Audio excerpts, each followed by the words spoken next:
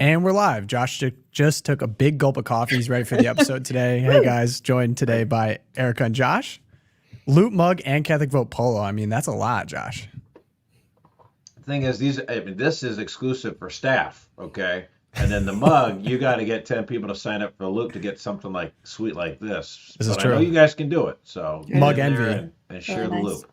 Yes, but hey, welcome to everyone here hanging out in the chat. I saw some people were even here before the show. How cool is that? Shout out to Rachel. Finally caught this live. What's up? We do this every Monday, Wednesday, Friday. It is more fun to join us live, so highly encourage you come in here, hang out with us. But we have a packed show today. Of course, we're living through history, getting a little tired of that, but here we are. Kamala is the nominee. We could go over all the semantics. I mean, it's not even really semantics. Like, this is kind of serious stuff about how the blue coup has basically placed her, and she has won enough delegates according Selected, to the AP. not elected. Yep. Selected, not elected. The anointed one. Yes. And I think worth talking about now is there's a pivot in strategy here. And as a fresh candidate, she's going to, enjoy this kind of wave of enthusiasm as you see the donor dollars are running in. But after watching cut-ups of her word salads and, her border SAR record, there's a lot of people saying, how could she possibly win? And the question that I pose here to you now, could Kamala Harris actually win? Of course. Yes. We should run like we are 10 points behind. As resounding yes. Yes, she could definitely win. I don't think she will, but I definitely think she can. I mean, the thing is, I don't think any Republican should be complacent about it. But this has the markers to me of the 2012 election in reverse. In other words, Obama was not a super strong incumbent, but it was still his race to lose. And there are moments there where, it looked like, Romney, maybe he's got a path here. Oh, he's doing a little bit better here. He did great after that first debate. And so there were moments where, if a few more things bounce his way, Romney could win. But the fundamentals of the race were such that it was he was in the driver's seat. I think that's what it is for Donald Trump. I think he's still in the driver's seat. I think the fundamentals of the race are still sound. The media are going to embark, and they're already, of course, begun on a month-long campaign to give her absolutely glowing media coverage. I mean, it's ridiculous. The Washington Post had like 10 stories on her, even the style section, all super positive, glowing stuff. But she, again, you deal with the fundamentals of the race. She was vice president over these last 4 years, and inflation and immigration are massive problems, and she's not going to be able to, evade from those. Yeah, absolutely. I mean, we're seeing, I think I termed it prov depress, right? Like we're in such Soviet trouble. I mean, here, the press was on her side for about 3 weeks to get rid of Biden. Right. And then once that's done, now they're back to business. Now they're the most left-wing press pro Democrat ever. And I think, she is the most liberal candidate ever. I mean, this is it makes Barack Obama look like a conservative, for heaven's sake. But she went out on the stage in Milwaukee. Was it yesterday? It was only yesterday. Much happens every day. So yesterday she's in Milwaukee, following on the heels of the RNC, of course. And she gets up there, and we get a little bit of insight into the playbook that they're going to float, and that's the prosecutor versus felon motif, right? And so she's out there saying things about how, when I was a prosecutor and DA, I went after felons, and guess who's a felon? And that's the Donald Trump, and he had fraud, and I went after people who were mean to women, and that's what so it was very much like the prosecutor v. felon. I think another thread that we're seeing is, of course, the Black intersectional thread. We saw the Black Congressional Caucus get behind her on day one of the coup. That's not a shock at all. Not a shock at all. We have BET, we have Corinne Jean-Pierre on The View talking about the first Black woman president. Like, this could be us. It's happening. History is happening. And so we're seeing those two threads, I think, come to the fore.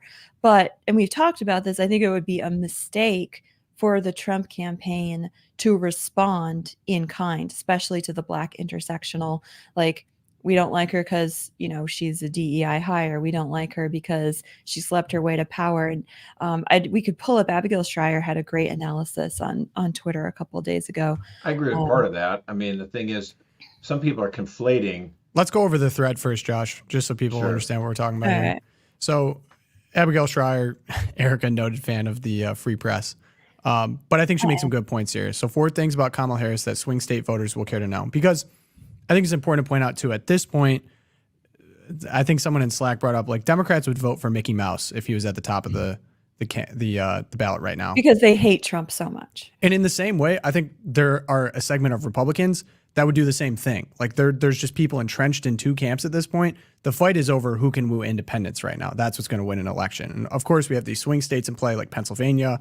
I have an ad that I'm going to bring up later. But the 4 things that she believes are effective arguments here. 1, she's deeply hostile to American energy, calling to ban fracking and offshore drilling. 2, she had no interest in securing our southern border, even when it was made her unique responsibility. She was named the border czar. 3, she fully supported Biden's policy of making gender medical transition more accessible to minors and Biden's push to include males in girls' sports. 4, in June of 2020, she urged her supporters to post bail for BLM rioters, even tweeting a payment link. Pretty shocking stuff. So 4 pitfalls that she sees people potentially falling into if you scroll down a little bit lower here. 1, she is a DEI hire. 2, and I'm going to use some choice language here, she is a promiscuous woman, I'm not going to use the choice language, who used sex to get ahead. 3, she has an awkward laugh and goofy dance. 4, she locked up too many people for drug offenses. Each of the above attacks, very stupid for Republicans to talk about. Should not talk about that. Each of the above attacks will bring her sympathy, make her more relatable and more moderate seeming, and energize her voters. Now, what do we think about those points? Well, I'd like to take a little bit of the devil's advocate. I mean, I think that she's got a khaki laugh and goofy thing. If that's all you're saying, then yeah, that would be very vapid and stupid of a campaign. But it's not dumb to kind of every once in a while mention that she's got kind of an awkward, almost alien-like laugh. I mean, I don't know if it's a nervous laugh or whatever. I mean, certainly if that's the context of your campaign. Now, all this, her alleged extracurricular activities with Willie Brown, I don't think that's helpful to talk about. Certainly not for the Trump campaign. I think they should not touch that. If voters want to make a big deal about it, they're free to do so. The DEI thing, I mean, okay. Part of it is that some people are conflating things. Biden had promised to put a Black woman on the Supreme Court. And so in that sense, like, you've narrowed the possibility of people you would even consider for the highest position in our judiciary. And, I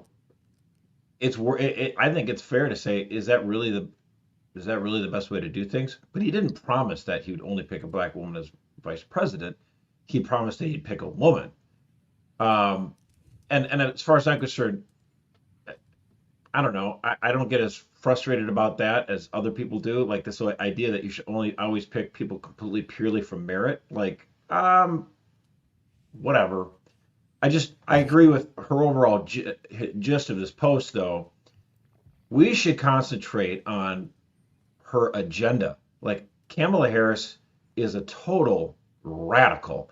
In fact, you mentioned that ad campaign. I mean, Republicans usually are so terrible at running ads. The last 10, 15 years, I have not seen that many ads that are effective. But the one, Tom, that you flagged for us. Yeah, let's take a view. David McCormick, he's running for the Senate seat in Pennsylvania against, the most boring guy in the world, Bob Casey Jr., super boring, super evil, pro-abortion Catholic. And David McCormick's like, look, you endorse Kamala Harris. This is what she stands for. Are we ready to roll that? I think this ad is one of the most effective ads I've seen in years. Keep this in mind as a playbook here.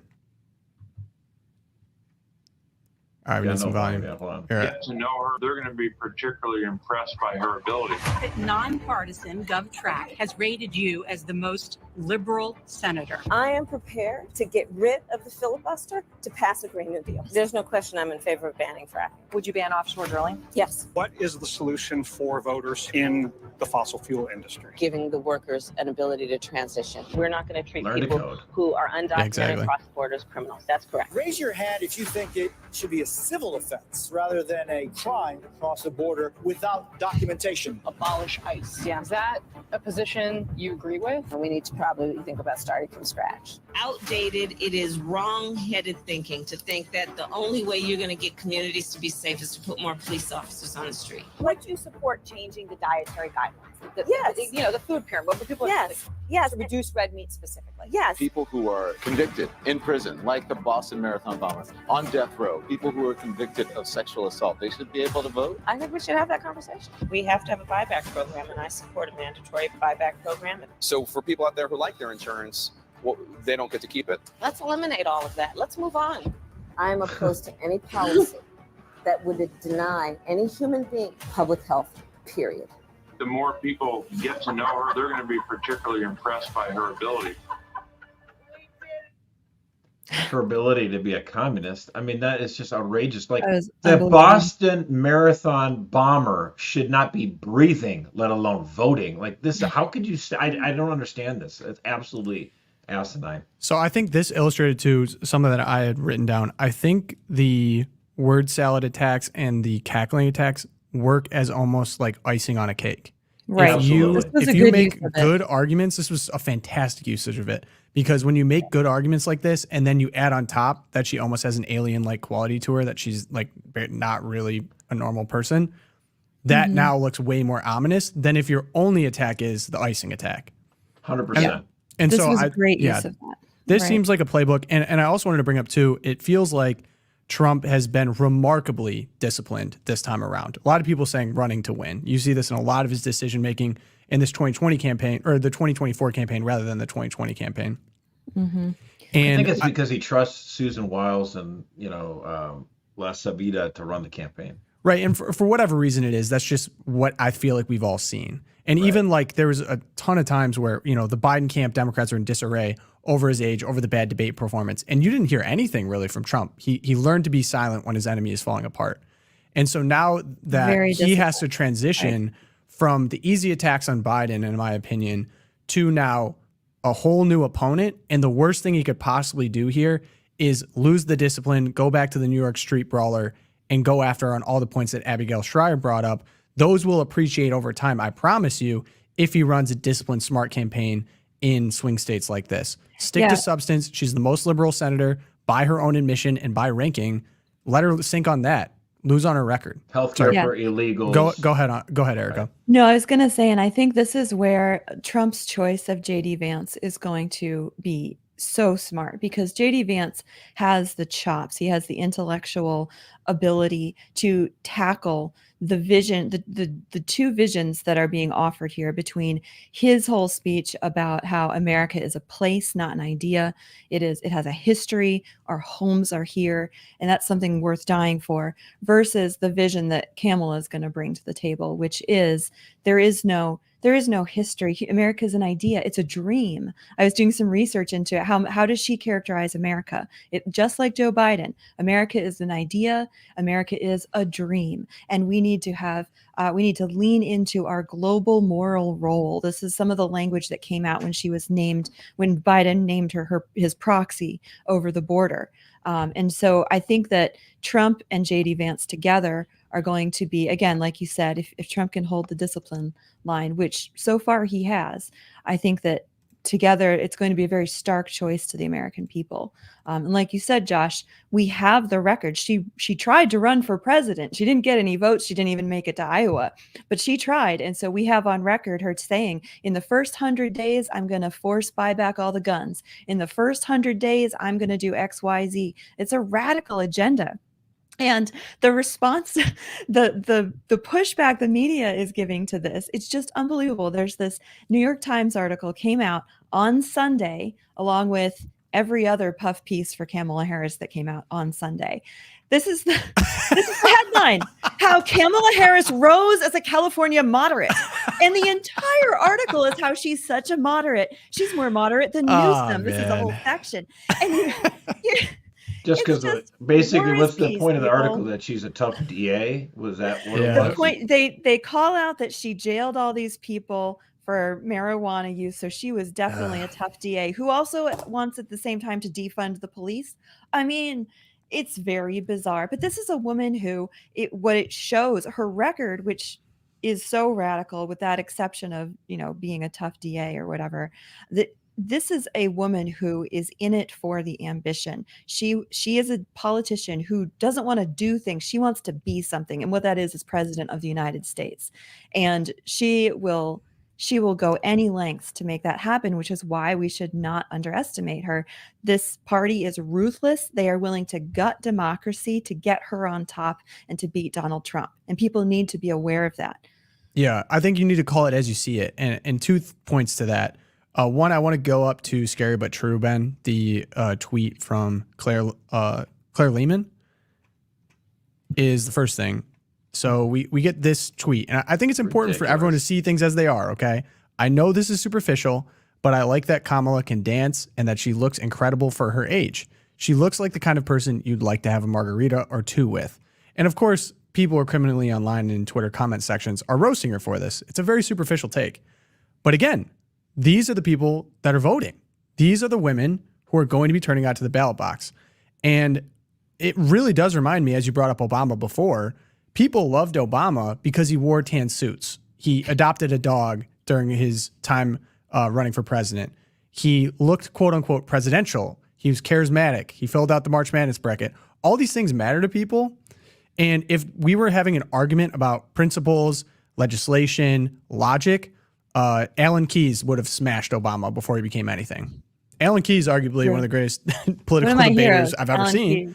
And he went nowhere. He did nothing. So again, this is why Lincoln Douglas debate era. Exactly. And this is why people spend thousands and thousands and thousands of dollars on makeup artists, PR people, people to make them look good on social media, photographers, event managers. Like, curating your public image is important because that's influencing to people who are not addicted to news or politics like we are. And so that's number one. It's bad now. Wait, you think it's bad now? Wait 20 years. All these influencers are old enough to run for office. Right. So Josh, my point is that's like top of the funnel, right? Like that's the top of the funnel. And then there's the people that are maybe consuming some news. So if you go down to, we were mentioning Pravda Press, the tweet below is just an Orwellian twist of like, knowing what the news is capable of is important too. So you get the top level people that just want to have a margarita with her. Now you go to AP and Axios. So the original tweet was the headline on Time was Kamala Harris was never Biden's border czar. Here's what she really did. This was posted yesterday. Everyone who has a memory beyond this year knows she was named the border czar. She was put in charge of the border. It's in White House logs. It's on the news. The same publications reported on her being the border czar. And they just outright are just changing facts. Now, you might think, wow, journalists have no integrity. Yeah, I need people to understand this, especially mainstream media. Right. You're going to see things that are just complete falsehoods to benefit Kamala Harris. So she has the media machine. She's got the image going for her. Like, these are things that I think people need to be nervous about at this point. And here's the thing, like the way they obfuscate things. President Biden never used the term border czar. It was always the media who used it, right? Mm-hmm. And Politico used it, the term border czar, just like everyone in the media did. And then just yesterday, Politico's like, she was not the border czar. It's like, dude, you were saying it. You've been saying it for 3 years. Like, it's not like someone else did. Politico, you yourself used the term. Now, if you want to get to the kernel of what is the truth, Secretary Mayorkas was supposed to be in charge of securing the southern border, and Kamala Harris was dispatched by President Biden to be the, quote, border czar, to find out what are the underlying reasons that all these other countries, these people are fleeing these countries to come up across the southern border. So it's not like she was in charge of security per se, but that's what it meant by being the border czar. She was supposed to work with these other countries to find out ways to try to prevent them from having all their people come up north. And what did she do? How did she do it for that job for the last 3 years? She stunk at it. So, I mean, the Biden-Harris administration has completely failed the American people at the southern border between her job as, quote, border czar, working with these other countries, and Mayorkas, who should be impeached and convicted and removed from office because he can't protect the former president of the United States that Secret Service is under his watch, and he's criminal in what he's done on the southern border. Yeah, and the media's response is, oh, it wasn't really her fault. Excuse me, it wasn't really her responsibility, wasn't her fault. Like, what kind of a tactic is that other than we're just going to sweep this under the rug because don't believe your lying eyes, right? And thank God for Elon Musk buying Twitter. Am I right? Like, if we didn't have, wasn't it like a year ago? Yeah, over a year ago, and if we didn't, thank have you, that, Babylon B. Yeah, Babylon B for the win. Yes. Babylon B saved democracy. Shout out Seth Dillon and your cohorts there. Love it. Yeah. A few more points on this. Did you see the new sacred image? You got to throw this up here. All right, I have thoughts. As a woman, I have thoughts on this. All right, Let's throw this up. This female didn't even thoughts. come from the left. This came from, he is the left, Michael Steele, former RNC. Oh. Michael Steele puts this up. Former head of the RNC. There she bro. is. Kamala, what are we Captain doing? America. The very tight-fitting suit. Erika, what are your thoughts on Captain Kamala Harris? So many thoughts. I mean, first of all, she is 60, but man, if that's really what she looks like, she looks great. But it's not what she really looks like because this is fake. And people have been contrasting this with the image of Trump, right? With the flag behind him and his bloody face and his fist raised, fight, because that's actually a real photograph taken in the moment when we almost blew his head off. That the media actually called to throttle because they said it was free PR for Trump, by the way. Exactly. Right. We shouldn't show that. But then we have this AI generated Kamala Harris's face imposed Captain America. I mean, wait, let Erika finish. This actually got me thinking because I know we're going to get into this really fascinating interview in a moment between Jordan Peterson and Elon Musk. But in that interview, Jordan Peterson starts talking about, he loves the Joseph Campbell, like sacred image kind of thing, like, universal themes of religion. But he points out that in the Christian religion, the sacred image of the man is Christ on the cross, the sacrificial lamb who lays down his life for his sheep, Christ on the cross. The sacred image of the woman is never just a woman. It is always a woman with an infant, a woman with a child. And I was just contrasting that image of the Blessed Mother with this, and this is the image of the woman right in our culture right now. It's just this girl boss. No one. I don't depend on anyone. No one depends on me except all the poor guys that I have to go save because they're doofuses. And we get this, and you contrast this with the image of a woman, and the woman in this picture, Kamala Harris, has built her career not only on raw ambition, but on the blood of unborn children. I mean, she is the pro-abortion, aggressive, anti-mother par excellence. And so for me, this image from Michael Steele, you can laugh at it, you can pass it off, and it's goofy, but there is something very dark here going on at the same time. Can someone please AI an image of Erika like this? I'm not a girl bot. No. Pogo, you didn't listen to anything I just said. No. Now, here's the thing. There are super fanboys of Donald Trump, and they do all this kind of AI stuff all day long, okay? So both sides do this. But Michael Steele was a lieutenant governor of Maryland. He was the chairman of the Republican National Committee under Obama. No wonder we did so bad back then. Seriously. Republicans, hello. And why is he doing this kind of fangirl stuff? I mean, dude, this is so undignified. You're such He's getting paychecks. He's getting paychecks from MSNBC. Right. I mean, it's one thing if Michael Steele's like, I'm a Republican, I'm a never Trumper, Trump has made this a whole new party, I can't vote for him, blah, blah, blah, blah, blah, whatever. But then you're going to go total fangirl for Kamala Harris, who wants to give health care to people who come into our country illegally. I mean, what in the world are you talking about? This is crazy. She wants to ram through the Green New Deal, which would basically impoverish the entire country. No, I'm sorry. This is crazy. But again, this kind of cartoonish stuff points to a very online mentality. And I want to share this newspaper thing from a few years ago. The New York Times, the cover. Patrick Ruffini is a political pundit. He just shared this recently. Again, this is from 2019. In this graphic, it shows what the online world at the top. The graphic, the online world looks like. like on social media, right? Instagram, Twitter, whatever, and it's on the left, dominated by the very far left, progressive wing. They completely just control and they shape the conversation. And the media, of course, they're on there as well. But then if you look at the bottom graphic and you look at the rest of the Democratic Party, look at all the gray, and there's only just a few of those little blue progressive dots. It's, in other words, the online left is absolutely nowhere near representative of the Democratic Party at large. And I don't know why balloons. I said balloons come to mind. Balloons just went. We got to this Apple screen. stuff. This Apple. What is going on with this? I mean, it was kind of cool.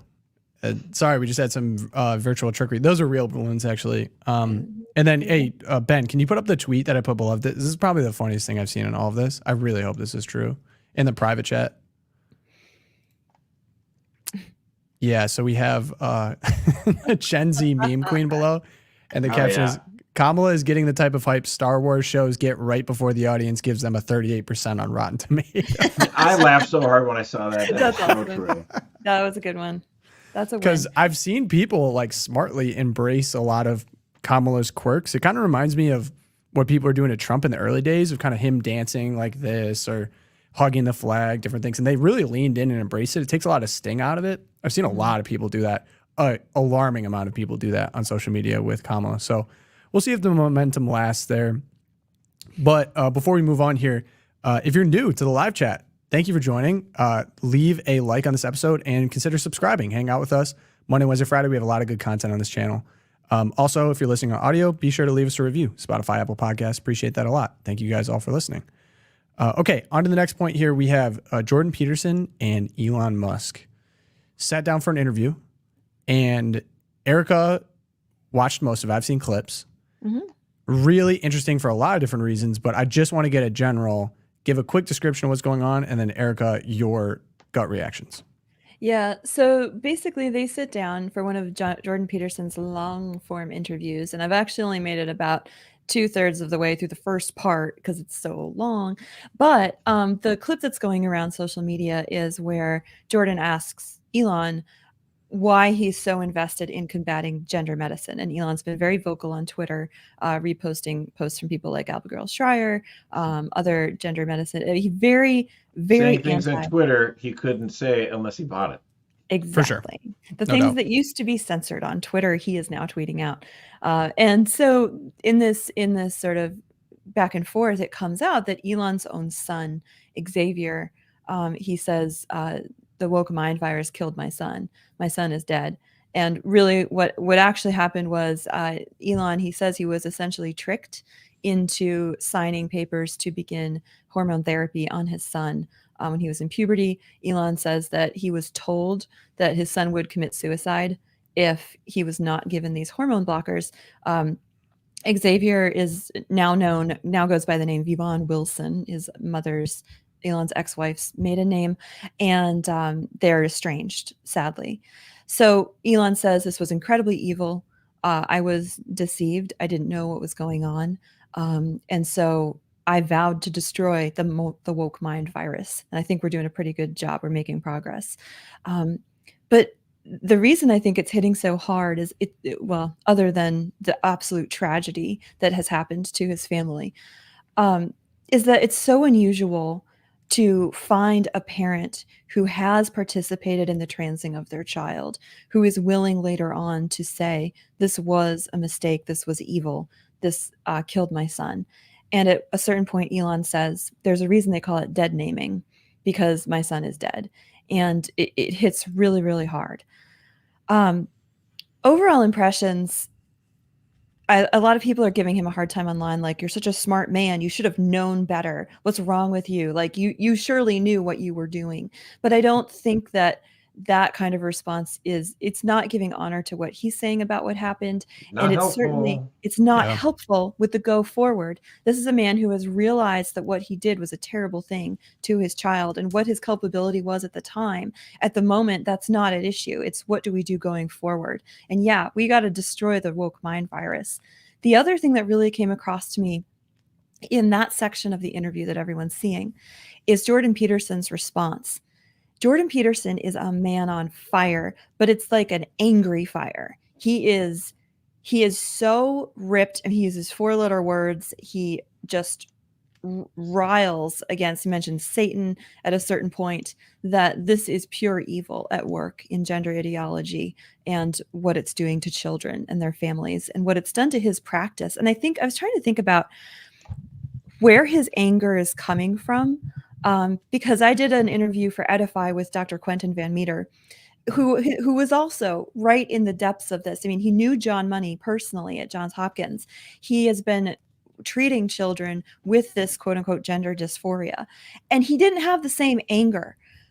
He recognizes the evil, but it's coming from a place of strength. Jordan Peterson seems almost unhinged at this point in his anger, and I think it's because I don't know the whole story, but we remember Jordan Peterson's wife converted to Catholicism, right?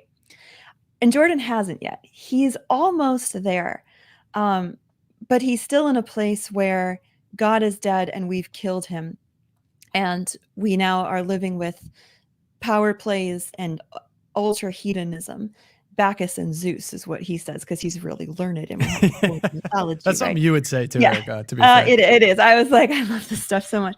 But he hasn't yet. He's identified that the center of human meaning is self-sacrifice in the power of the cross. He's identified that the icon of a man in full is Jesus Christ crucified. He's identified that a woman in full is the Blessed Mother holding the God-man in her arms. But he has not yet found the joy and the healing that can bring to you personally. And he's a man who suffered a lot. And I think we have to pray for both of these men, that they will make that final leap. Like, they're just so close, but the anger is eating him alive right now. And so we got to pray for Jordan. That was my other takeaway. Yeah. I mean, my first thought was tons of interrupting, very angry. And Yeah. I've seen this kind of trend of Jordan Peterson move towards more of an angry direction. You see it all over his Twitter account and in a lot of his interviews. It's just, there's a real anger that I know he's always kind of talked about wrestling with that kind of thing. And maybe there's some people here that watch more of his stuff than I do, but just casual observer, I'm like, something is going on. And he's so close. Number Right. 2, though, with Elon, funny enough, this all actually kind of started with arguments over moderation on Twitter for gender ideology stuff. Like, I distinctly remember listening to an interview with, it was Joe Rogan, Tim Pool, Jack Dorsey, who was the head of Twitter at the time. And I think it was like legal counsel at Twitter. She had moderation responsibilities. And they were having an argument over whether or not Twitter is biased one side or the other. And the pre-Elon era, right? Pre-Elon era. Pre-Elon. And Tim Pool brought up this example of a radical feminist. I think her name was Megan something. I cannot remember off the top of my head.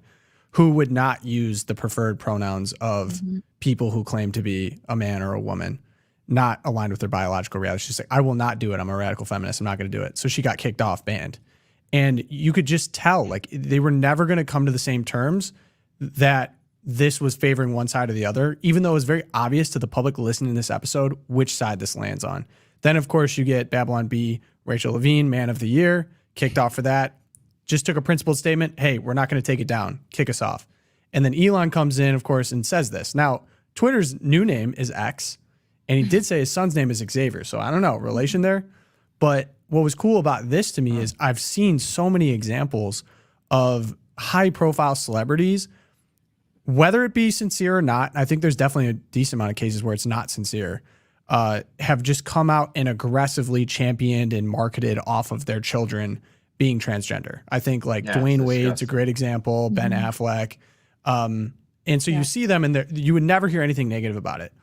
But to see someone so high profile say, I was tricked, I lost my son, he's dead. I have not heard anyone say it that close or with someone with the amount of influence and power to actually do something about it. So I feel like it was going to take someone like this, because basically how people view if they have a transgender child, I'm sympathetic to this. If they say their child's transgender and they want to support them and they've really bought into a lot of the gender ideology stuff, if you make logical arguments against it, it's like attacking your own child. Right. And so you respond typically in a very emotional manner, or like, my family's being attacked. But now we get the reverse for the first time publicly that I'm seeing of my child was killed by this. This is incredibly personal to me. And I'm going to do everything I can to stop it with the means and the influence now that I just have not seen before. So it felt like a real tide changer to me to see this talked about differently from the flip side. Yeah, I think that coupled with the rise of the detransitioners, and I'm really excited for you guys because I'm on vacation Friday and you get Mary Margaret Olohan on here live. She just MMO. came out with her book, Detrans, which follows the stories of men and women like Chloe Cole who are standing against it. Oh, Josh has a prop. He's going to go check it out. do. All right, go get your prop, Josh. And I think that coupled with people like Elon Musk, there, Josh has the book. MMO, shout out. We love you. We're ready for you. Yep, they're going to talk about it. So make sure you come back here Friday, 11 a.m. Eastern, to hear from her directly and ask her questions in the chat. It's going to be great. But Yep. I do see a sense that if the tide isn't turning, the battle is at least engaged, right? Oh, we lost Tom. Gosh dang it. Second time in a row. What's going on here? So now you can just look at me. I'll be back. Oh, gracious. Yeah, he's back with a flash. So anyway, yeah, I hope things are moving. I think things are moving, whether or not in the right direction or not. A lot is going to depend on this election and what happens next. So, But it's also like what Full Tom circle. said. It's like you can't just have arguments that are pure reason, logic alone. I mean, I would love for that to be the case. Like, actually, a study says that this and that, or let's understand what it means to be a man, how God created us, or just look at, look, only 1 in 1,000 people have gender confusion, therefore we shouldn't push people. And you can say all this stuff till you're blue in the face, but then you get these corporations that are trying to make money off of lifetime of surgeries through, they look at trans as a way of monetizing things. And they hoodwinked a lot of these doctors into pushing this stuff, and then they used this sort of emotional torture and manipulation like they did for Elon and said, like, look, your son's going to die unless you allow him to become a girl or whatever. And that's my point. Like, you can have logic, try to enlist logic as much as you can. Of course, I'm not against that. But at the end of the day, sometimes our country can only go back, in our society can only be returned to sort of a sense of normalcy after they hear about these stories. yeah. And logic alone, unfortunately, just is not usually enough. And you need to hear about people like, hear what Elon has to say. Like, I felt like I was going to let my son die if I didn't do this. And it turned out to be not the help he needed anyway. Well, God, and that's why I really, think, shout out to MMO for going, it's not just about the arguments. She'll talk about the arguments in this book, but she's really talking about in this book, Detrans, the stories, and talking to people where they are. That's why I thought, again, Erika, your interview, that we have at the Edify with the doctor talking about all the things. Poco. I feel like it's like America's had this unfortunate and unhealthy relationship with alcohol for a long time. A lot of men would just booze like crazy, and wives are like, you're not even coming home, you're going to the bar all the time, and this is bad. And so then we go off to fight World War I. Women get the right to vote, they get rid of booze altogether. We're into the Prohibition era. That's not the answer either. But then people started drinking, and so then it gets legalized again, and people start drinking again, and we used to have it in our country where the bars were a little bit closer to your house. And so people would drink and then they just drive home, and it wasn't that far. And it's like, now hold on a second. It's not really healthy to drink that much and then operate a motor vehicle. Your response time is bad. You're not thinking. But you know what? You can use arguments all day long. Right. It doesn't change behavior. When Mothers Against Drunk Driving showed, like, this is what happens. This is what a car looks like when you smash them. And this is what, look at this family. They were innocently killed by this drunk driver. And they start showing these stories. And the billboards with the faces of the children. Yeah. And that's what changed behavior. It wasn't like, and then people like, what can we do? What can we make it easier for people to, get? That's what needs to happen on with regards to the trans stuff, and also with abortion. Like, the success that we've had on advancing the pro-life cause, you can talk to your blue in the face. Well, technically, the baby starts beating at 12 weeks. If you are enraptured with the sexual revolution and the lifestyle, all that kind of stuff, you just don't care. You can argue to your blue in the face. The person's like, la la la la, I don't care. Whatever.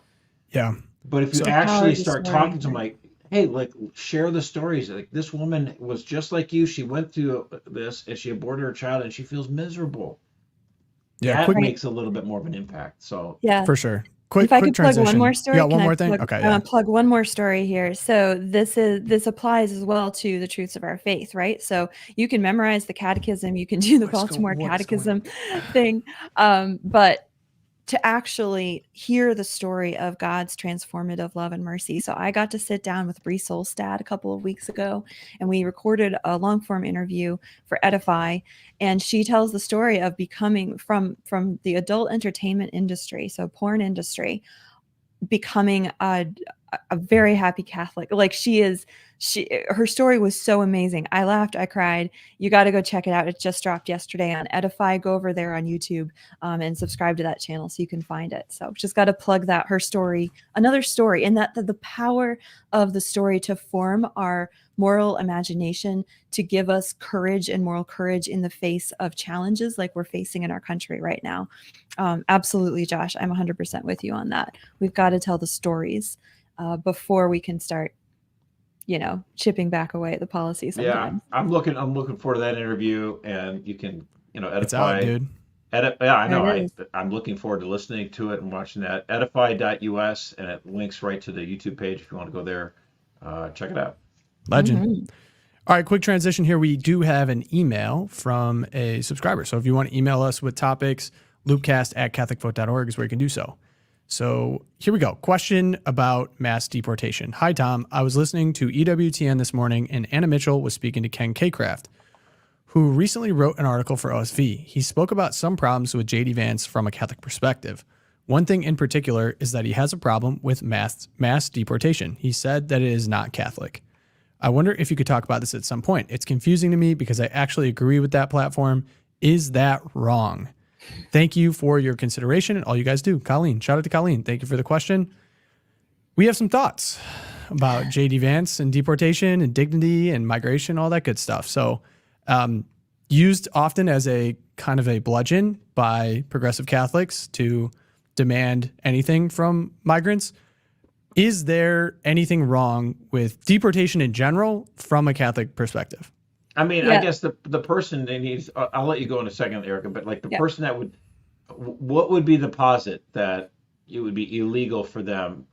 It would be immoral for us to return them. Like the person who says that, I want to first ask them this: was it wrong for these 8 million, 10 million people to come into this country illegally or not? Was that immoral? It was certainly illegal. Was that wrong of them to do that? If it was, if you can't say that, if you can't say it was wrong, then we have a problem. If it is wrong, why would it be wrong to return them? That's the fundamental question I guess I would have to ask. Mm-hmm. Yeah, I think the distinction's there. And I did not watch this interview with Ken Craycraft. I'm a fan of his. Like he wrote actually a really incisive article over in First Things on Kamala Harris back when she first ran and explaining why she. So I'm with Ken. I'm guessing where this came from.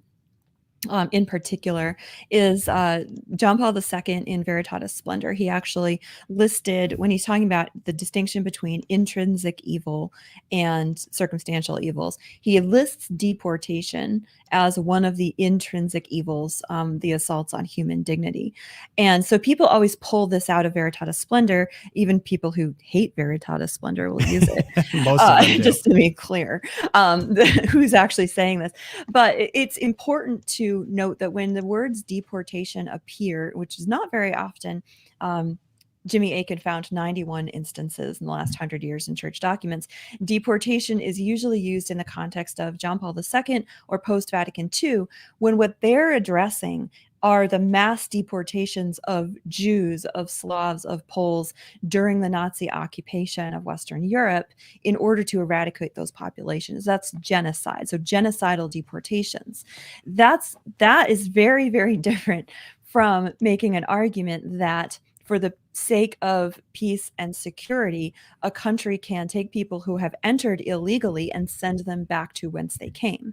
So it's important to keep that distinction in mind. You can't use the words equivocally. Did I use that right? Equivocally? Oh my gosh. Anyway, someone will correct me in the chat, I'm sure.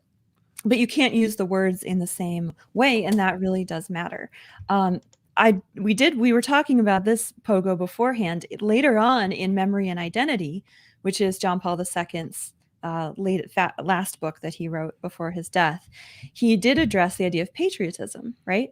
And he writes, patriotism is a love for everything to do with our native land, its history, its traditions, its language, its natural features. It is a love which extends also to the work of our compatriots and the fruits of their genius. Every danger that threatens the overall good of our native land becomes an occasion to demonstrate this love. And I think under a proper understanding of patriotism and why a nation would secure its borders for the sake of its homeland, for the sake of the people native to that land, could be applied to the idea of mass deportations understood as asking a large swath of people who came here illegally to now return and forcing them to do that. I want to just give a little background and context on that, because people might be seeing John Paul II's name thrown around as, oh, he said it was intrinsically evil. You got to understand that. Yeah, he had a problem with the deportation of Jewish German citizens outside of their country, you know, or the extermination of them. I mean, like that would be a problem. And again, the Democrats love their FDR, but he was the guy when all these votes big deportation guy. Yeah, New York Harbor, like turn them right around. We don't want them here.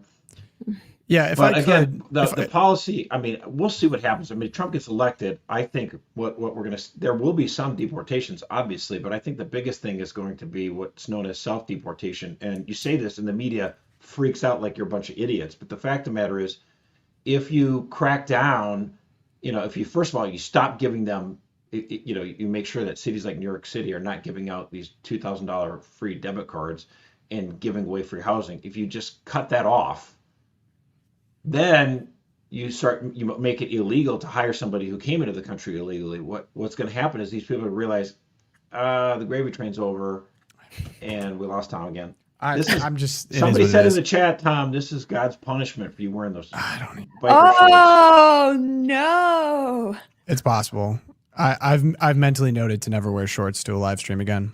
But anyway, what the self-deportation works like is that if you suddenly cut off the free housing, the free debit cards, all this other stuff, and you crack down on employers who hire people who are in this country illegally, pretty soon these people realize I don't have a gravy train here. I have a better option of going back home, and you make it easy. Hey, you want to go home? Here's the way to do it. And so these people start going back home because they have a better shot, and then you're not going to get a free gravy train anymore. So that's what's going to amount to it. I think self-deportation is going to be the bigger thing. Mm-hmm. You guys are going to see the difference between having a nice camera and not a nice camera. If I could, photo. Thank you. Everyone. So I'm glad that Erika laid that down, because she's asking that question in good faith. I'm sure Ken is wrestling with this in good faith. Yeah. I do have to point out, though, most people talking about this are not talking about it in good faith. The amount of times I've seen people say any suggestion of deportation at all is not, quote, welcoming the stranger. And that is just people trying to use your sincerely held religious beliefs against you, that they are not constrained to, that they don't believe in. Right. And so I think it's important to point out most of these attacks are bad faith. Other thing to point out as well, we are not dealing with JP2 era migration problems. We're not even dealing with FDR migration problems. We're dealing with the most unprecedented global migration problem of the modern times. I mean, we have received migrants from, I think it's in the 170s of countries, 170 plus different countries. Most of the time when America was dealing with immigration problems, it was from Mexico. And there were times of deportations where they just sent them back to Mexico. Great Depression would be one example of that. Did it too. Mm-hmm. So we are dealing with people sending military-aged men from every country in the world at a level that is completely unsustainable to the American people, all facilitated by the current administration. And so in order to act in the best interests of Americans and the migrants themselves, we need to work towards a solution here. And I even wanted myself, because I was like, okay, I'm going to go look in the catechism to see what they have to say. I control F the catechism. There's one mention of immigration. If you go to church documents, we mentioned a few, but Dignitas Infinita is one as well. Pope Francis wrote an encyclical on it. Receiving migrants is an important and meaningful way of defending the inalienable dignity of each human person, regardless of origin, race, or religion. Great. You can still deport people with dignity. From a purely instinctual level, there's no... Sure, we can argue about the tactics of a way to do this to maintain people's dignity, but there's also an elephant in the room of what are we going to do with all of Venezuela's criminals?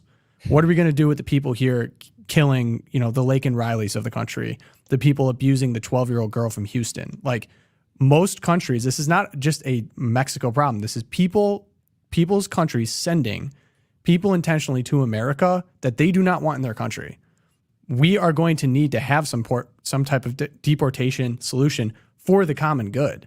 There's nothing not Catholic about that. And really, there's no doctrine that understands the current moment that we're in right now. It's so different than the JP2 eras or even previous Pope Francis eras. So as a country, America, this needing to happen, there's nothing not Catholic about that. As long as, of course, people of good faith coming here for good reasons are treated with dignity. You can, in a dignified manner, find a way to return them to their home country, and that's okay.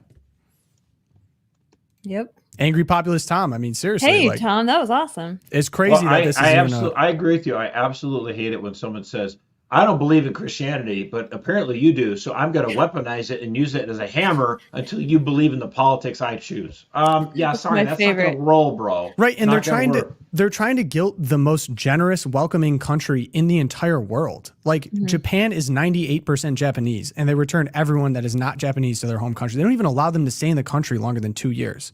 Like by all standards, that would be considered racist. The standards that America are held to. But Japan, rightfully so, believes Japan is for the Japanese. Is that anti-Catholic? Is there anything anti-dignity about that? In my opinion, no. So people are preying on arguably the most generous, welcoming country in the world, trying to guilt us into something we're not. We have a system to welcome probably the most migrants of any country in the world legally. And we go great stakes and pains to do so. So I really get frustrated when people want to throw sticks and stones at us over dumb stuff. It's like there is a right way to come in this country that we've established because we generously believe that you should have a chance to come into our country if you come with the right means and you want to contribute to the common good. If you don't want to do that, you do not have a place in America. 40 years ago, the kind of Reagan-Bush view of it was the big business approach to it, was generous for immigration. It kind of looked the other way on illegal immigration a little bit.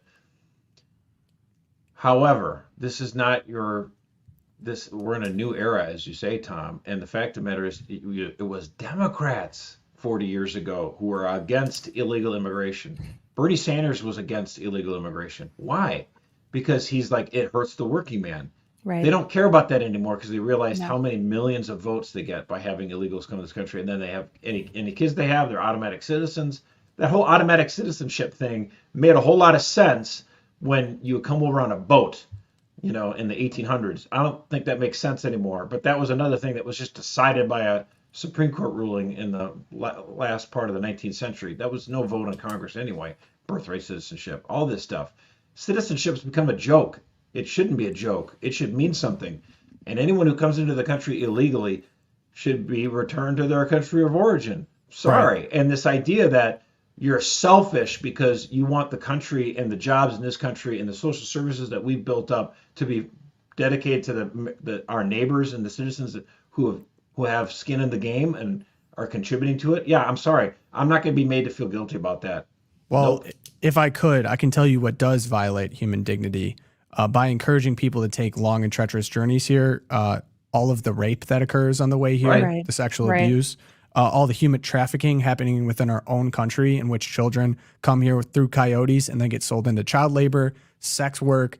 It's the new Trail of Tears. That's Harris are all predatory practices. I mean, there's great podcasts I can point people towards that they know the migration routes, and it's almost a statistical guarantee that if you are a woman making that trip, you're going to be sexually abused at least 3 times. I mean, that is the fact that we're even at the point of the argument where you're like, oh, can you deport people? Is that okay? why would we be propagating a system where all of these violations of human dignity occur? We should stop that as soon as we possibly can. I mean, instead of Ukraine, we should be having our military roll into Mexico. I mean, that would make more sense than anything. I mean, We have, and I totally mentioned this in a lawless. previous Twilight Zone, we have 85,000 children that we just do not know where they are. We cannot get in contact with them, most likely doing some type of child labor or have been sold into sex trafficking. I mean, Right. to be That's a part of only a news story system, when there's a Republican in the White House, but when a Democrat's there, it doesn't matter. seriously, like closing our border and having a coherent system to treat migrants here with dignity and to treat the people in the country with dignity is as Catholic as it gets, if you ask me. Amen. Preach it. All right. Can we we're running a little bit long, but I really want to watch part of this. Yeah, So, we got to do this. the same people that brought you What Is a Woman have been cooking something up. They've been real secretive. And first off, shout out Alyssa Walsh. Well, Walsh. Love you, Matt Alyssa. Walsh's wife. We both know Alyssa a little bit. You know her better than I do. But she sent me this trailer. I cannot get over. The final clip is worth the price of admission to begin with. So do we have this here? We want to watch it? Clear what's happening in this country. It's Nazism. Republicans are Nazis. You cannot separate yourselves from the bad white people. Growing up in the 90s, I never thought much about race. Sure, you noticed, but it never really seemed to matter that much, at least not to me. Being a white, straight, cisgender man is the top of the pile. I'm on the top of the pile. That's me. Am I racist? I would really appreciate it if you left. I'm trying to learn. I'm on this Can journey. you please leave? If I'm going to sort this out, I need to go deeper undercover. If I want to be an ally, I need to look like one. He puts on the man bun. What is racism? Martin Luther King said not to judge people by Martin Luther King said a lot of stuff. Is America inherently racist? What the hell is that? The word inherent is challenging there. America is racist to its bones. All of the So inherent. Yeah. The entire system has to burn. And I'm not going to even use save this country. This country is not worth saving. This country is a piece of shit. Oh, sorry. Sorry. They gonna say I'm racist. Joining us now is Matt, certified DEI expert. Here's my certification. Where are you guys on your anti-racist journeys? So I'll look around the room and point to who we believe is the most racist person in the room. We want to rename the George Washington Monument to the George Floyd Monument. Would you mind signing it? You will? What do you think about this issue of heteronormativity and how it intersects with the broader structures of racism in society? They gonna say I'm racist. What's up with white people? What are you doing to decenter your whiteness? Who's making it the center? Why are they doing that? And what you're doing is you're stretching out of your whiteness. This is more for you than this for you. White folks, White. trash, white supremacy, white woman, white boy, white entitlement, centering, white silence. Is there a black person around here? There's a black person right here. Does he not exist? They gonna say I'm racist. Now here's the payoff. Hi, Robin. Hi. And what's your name? I'm Matt. Matt. Hi, Matt. Nice to meet you. Just had to ask who you are because you have to be careful. Never be too careful. They gonna say you racist. Oh my He's gosh. so deadpan. They got Robin DiAngelo. How did they get her? They got her and she had no clue. I saw that clip and I'm like, okay, she's gonna suddenly realize, hi, I'm Matt. It's Matt Walsh. Oh my gosh, she's gonna like walk out. She didn't even blink. His wig he's wearing doesn't even match his beard. I mean, there were no red flags. She was just sailing along with the Matt Walsh DEI expert. Didn't even blink. I can't wait. I'm so excited. Congrats, Matt. I cannot believe they got Robin DiAngelo. So someone was like, I did not see Matt Walsh's trajectory being like the right wing Borat in the future. I was like, well, that's a good point. All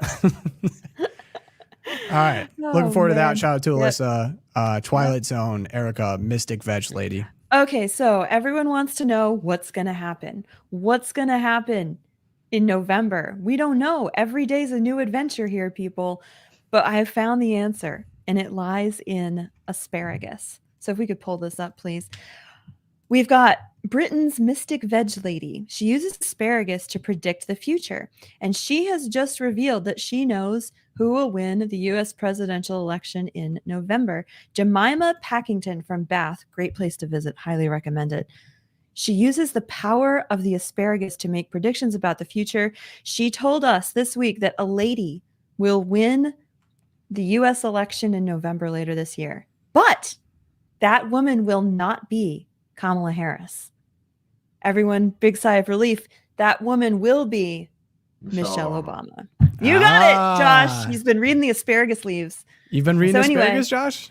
I was going to suggest, Josh, given your recent record of predictions and, Biden's going to be the nominee and that's just not working out for you. Maybe we should start eating more asparagus. Yeah, but Josh's predictions can't be trusted anymore because he was wrong about Biden. Yeah, I think he just needs to add asparagus into his routine. It'll be good. Mystic Veg Lady. Yeah, have some more vegetables, Josh.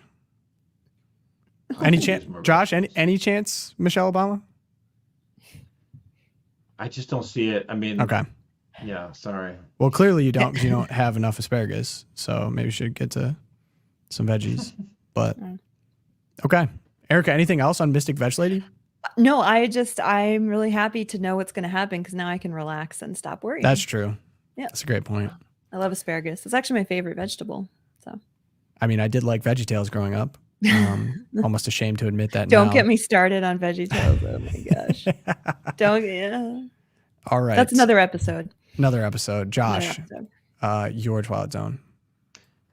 Yeah. So, I mean, CVS Pharmacy, they're going to start using artificial intelligence instead of actual people on the telephone to help people who call in for their prescriptions. Ugh. I'm going to do a little test on this. Are you doing live? We want to do it live. We should all call into CVS. We should do it. I don't think it's. They've previewed this, in the Wall Street Journal. I don't know if it's embarked just yet, but somebody pointed out, like, this is what JD Vance is getting at. Like, little old ladies in the Rust Belt, they start calling their local pharmacy and they start getting AI stuff. They're gonna lose it. So it would be any enterprising politician could jump up and say, no, our seniors depend on this. And I don't know. I just think it's kind of crazy AI. Like, what? Like, it's one thing if it's on an app, but if you're calling in, I just think this strikes me as, I don't know. What could go wrong? You're only talking about important medication, for the love. I think it's just absolutely space age goofiness. All right. It's so sad. Are you ready for mine? Yeah. So this is the part of the show where everyone just indulges basically what I'm interested in. And true. My headline, Trump was not kidding about his golf game. Click on that YouTube link. Okay, we got it. Set it up. He went golfing with Bryson DeChambeau, one of the best golfers in the world. And this is his off the tee drive at his own golf course, which is of course a flex.